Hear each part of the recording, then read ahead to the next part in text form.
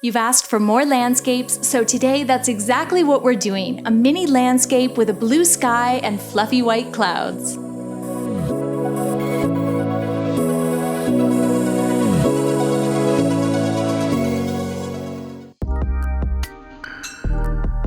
Hi friends, welcome back. My name is Shayda Campbell, and today we are going to paint this little landscape together. It looks complicated, maybe it doesn't, but it is really simple.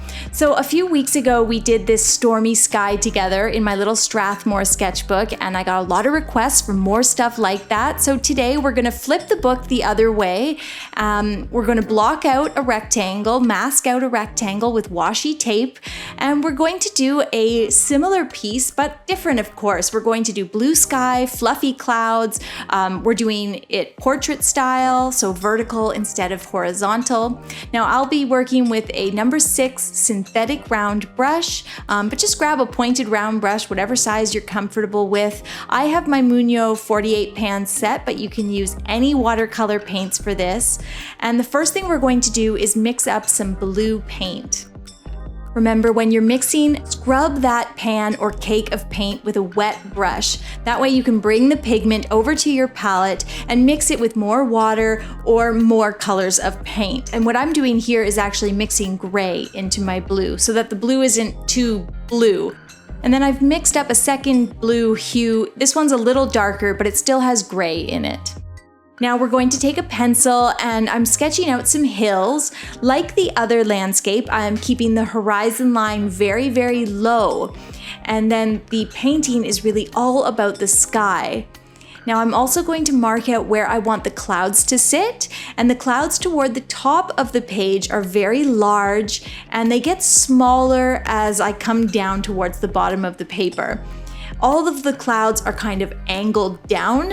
They all kind of come in like a V towards the center of the page, and then the clouds right at the bottom near the horizon are very small and thin. With that light pencil sketch done, I'm gonna come over here and grab a little bit of very light blue. I'm going to start with the bottom of the sky, and I want it to be very, very light. I've actually erased the small clouds because I just felt like it would be easier for me to just paint them in rather than kind of having to fuss about with penciled lines, but do what works for you. You can see I'm adding a very light blue across the horizon line at the bottom there. And then I'm going to start leaving areas white in the shape of clouds, basically. Painting these little cloud shapes at the bottom. They're all very small, very horizontal, and I'm trying to keep them quite close together as well. That's part of one of the important things about this painting, is that there's probably more clouds than there is sky. So it's not really about the blue sky, it's actually all about these big fluffy clouds. We're just painting blue almost as if the blue is the negative space. And that's one of the tricky things about watercolor, is that you can't just add the clouds in later by painting them on top. So you sort of have to think in the negative. Now you can see me moving around and leaving space for the clouds here. I'm starting with a really light watery blue, and then sometimes I release a little more pigment into the wet area, and that just gives me a really nice natural wash of color, and everything looks really free and organic and quite pretty, I think. Another tip when you're doing the clouds is to make the edges very jagged. You don't want them too smooth. They'll end up looking like kidneys and cotton candy puffs or something. That's a weird combo, kidneys and cotton candy.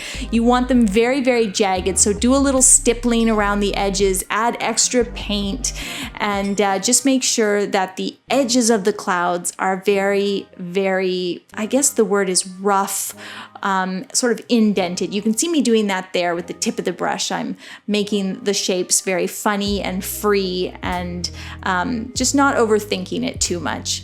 And continue to add more pigment into the wet area. And another thing is let your paint get a little darker as you go up towards the top of the paper. So grab from that darker blue, and you're just going to get this gradual change as you move up the page. The sky is just getting slightly darker. It's very subtle, but it's there. And that's why we mixed up the different colors of blue before we got started.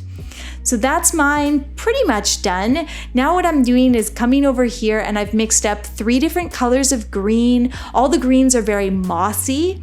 Now the Muño palette has nice mossy natural greens, but if your palette just has like a bright emerald green, try mixing a little red or brown into the green and that should help you get a nice natural color.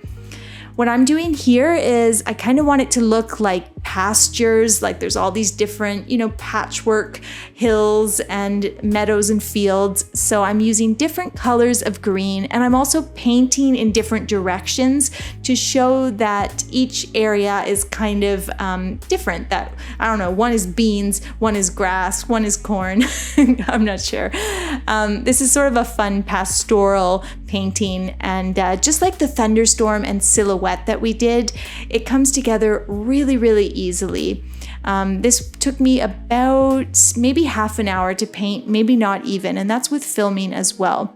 So I've used about 4 different colors of green to fill in my meadows and hills, and the last step here is simply to use a very light gray, and we are just going to add a little bit of gray dotting or stippling or just messy brushwork to the bottoms of some of the larger clouds. The Muño palette has a French gray in it, which is really nice. If you mix lots of water into that, it will kind of be the perfect color for this. And don't forget, we have a blog now, and I've linked all the products on the blogs, and you can also see still photos of the artwork. So head over there if you're looking for specific products that you see in the videos. Okay. Favorite step, taking off the tape, and we've got this beautiful, straight, crisp border, and that just makes the whole piece look so nice and kind of elevates it in a way where you've taken this very simple piece and made it look, kind of fancy. So that's that, our cloudy blue sky and simple mini landscape. Thank you so much for watching. If you want to see more art like this, hit that subscribe button, and I will see you soon with a new tutorial.